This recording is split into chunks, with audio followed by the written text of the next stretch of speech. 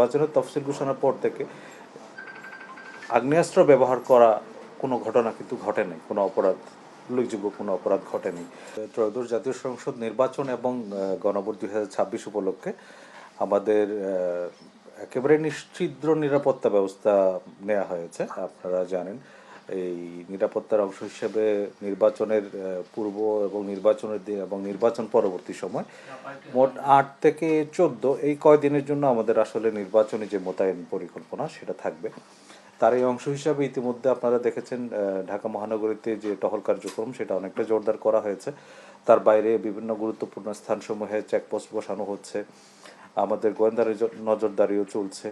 এছাড়া বিশেষায়িত যে ইউনিটগুলো রয়েছে, আমাদের বোম ডিসপোজাল ইউনিট, সোয়াট, ক্যানাইন ইউনিট এবং এমনকি আমাদের অশ্বারোহী যে পুলিশ, তারাও কিন্তু মাঠ পর্যায়ে মোতায়েন রয়েছে। তো সার্বিকভাবে আমি বলতে পারি একটা অবাধ, সুষ্ঠু, উৎসবমুখর এবং আনন্দঘন পরিবেশের যেন সাধারণ নির্বাচন এবং গণভোট অনুষ্ঠিত হয় সে লক্ষ্যে আমাদের পর্যাপ্ত প্রস্তুতি রয়েছে। অন্যান্য আইন শৃঙ্খলা বাহিনীর সঙ্গে আপনারা আসলে কিভাবে সমন্বয় করছেন? হ্যাঁ, আপনারা জানেন এখানে বর্তমানে যে মাঠ পর্যায়ে পুলিশের পাশাপাশি সশস্ত্র বাহিনী, তারপরে অন্যান্য যে আইনশৃঙ্খলা বাহিনী রয়েছে, আনসার বাহিনী রয়েছে, র্যাব রয়েছে, কোস্টগার্ড রয়েছে, সবার সাথে আমাদের একটা উত্তম সমন্বয় রয়েছে এবং আমরা সবারই একটাই লক্ষ্য যে একটা অর্থবহ এবং সর্বজন গ্রহণযোগ্য একটা নির্বাচন যেন অনুষ্ঠিত হয়। আমরা নির্বাচন কমিশনের নির্দেশে সবাই সমন্বিতভাবে কাজ করছি। কুইক রেসপন্স টিম বলতে আমাদের যে নিয়মিত যে ডেপ্লয়মেন্টগুলো থাকবে নির্বাচন যে কেন্দ্র সেগুলো কেন্দ্রিক, এর বাইরে কিছু রিজার্ভ ফোর্স থাকবে।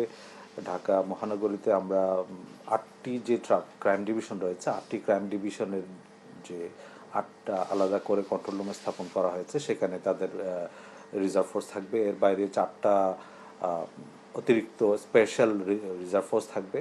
তারা যে কোনো সময় যে কোনো পরিস্থিতিতে দ্রুত যেন গিয়ে পরিস্থিতি নিয়ন্ত্রণে আনতে পারে সে লক্ষ্যে মোতায়েন থাকবে। আমরা সুরক্ষা অ্যাপের কথা শুনেছি যে অ্যাপের মাধ্যমে অনেক সংস্থা একসাথে কানেক্টেড থাকবে, এই ব্যাপারটা যদি ক্লিয়ার করেন। এটা যেহেতু একটা সামগ্রিক প্রক্রিয়া, এখানে নির্বাচনের সাথে অনেকগুলো প্রতিষ্ঠান এবং অনেক কিছুই জড়িত আছে। তো আমরা আমাদের যে অংশটুকু বিশেষ করে আইন শৃঙ্খলা রক্ষার জন্য যা যা করে নিই তাই আমরা করছি এবং আমরা অত্যন্ত আন্তরিকতা এবং পেশাদারিত্বের সাথে করছি। তাহলে ভাই একটা বিষয় জানতে চাই যে ঢাকাতে অনেকগুলো কেন্দ্র ঝুঁকিপূর্ণ, অতি ঝুঁকিপূর্ণ ঘোষণা করা হয়েছিল। পাশাপাশি রাজধানীতে বিভিন্ন জায়গা থেকে সীমান্ত দিয়ে যে অস্ত্র এসেছে সেগুলো রাজধানীতে আসছে এমন একটা কথা আছে এবং এই অতি ঝুঁকিপূর্ণ কেন্দ্রগুলোই এই অস্ত্রগুলোর ব্যবহার হতে পারে। এই বিষয়গুলোতে আপনারা কোনো তথ্য পেয়েছেন কিনা? চেকপোস্ট যেগুলো বসছে সেখানে এখন এই ধরনের কোনো অস্ত্র ব্যবহার বা অস্ত্র পেয়েছে কিনা এবং এই অতি ঝুঁকিপূর্ণ কেন্দ্রগুলোতে আরও বাড়তি কোনো নিরাপত্তা ব্যবস্থা জোরদার করছে?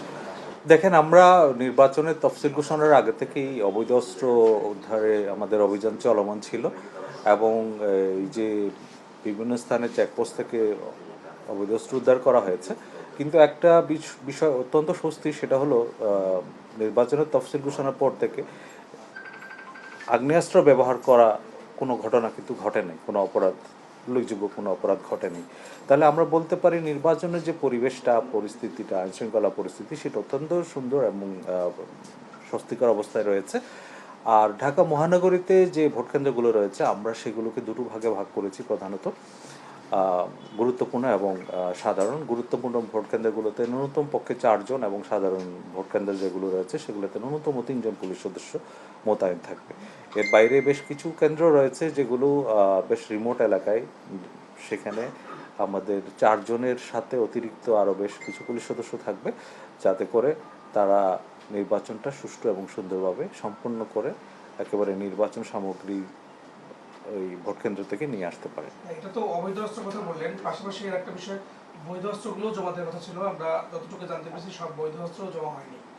এই বিষয়গুলোতে আপনারা কোন নজরদারি রেখেছেন কিনা বা এগুলোতে আপনারা কি পদক্ষেপ নিয়েছেন? অবশ্যই আমরা সবসময় তৎপর রয়েছি, কেউ যেন কোনো ধরনের বৈধ বা অবৈধ কোনো অস্ত্র ব্যবহার করতে না পারে, আইনশৃঙ্খলা পরিস্থিতি বিঘ্ন ঘটাতে না পারে।